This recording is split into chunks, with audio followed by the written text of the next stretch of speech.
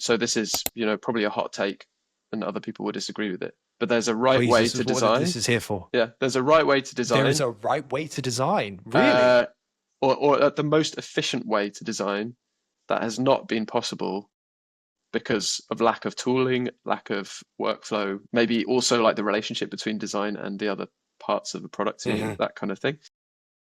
What does that process look like then? What is Yeah, that? so rapid iteration is absolutely at the heart of it.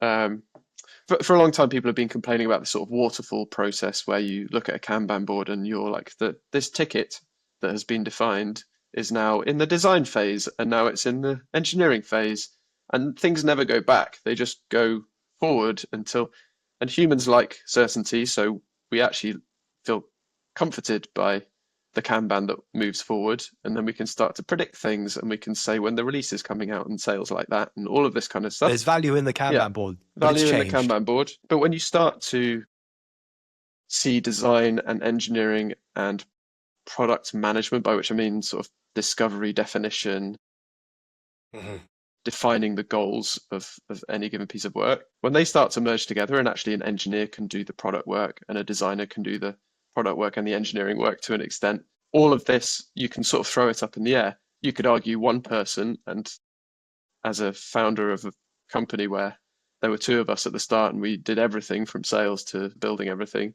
that is absolutely the role of a founder or an early stage employee anyway. But I could do everything. I could just define my own process.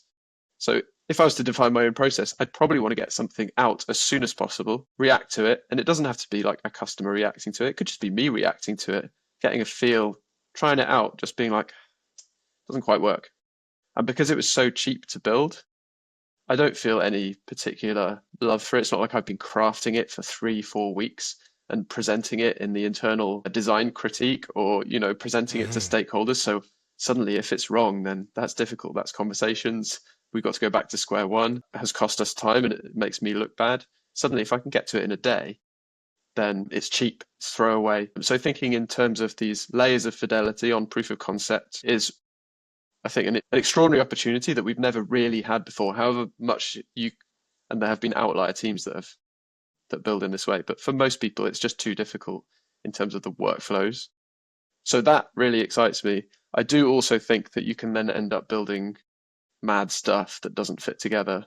So there is still this need, and back to taste, you still need to have this sort of 100-mile or this vision and this stake in the ground all the way over there that binds everything together and still makes sense. So if all you're doing is these tiny iterations, you will probably make a mess.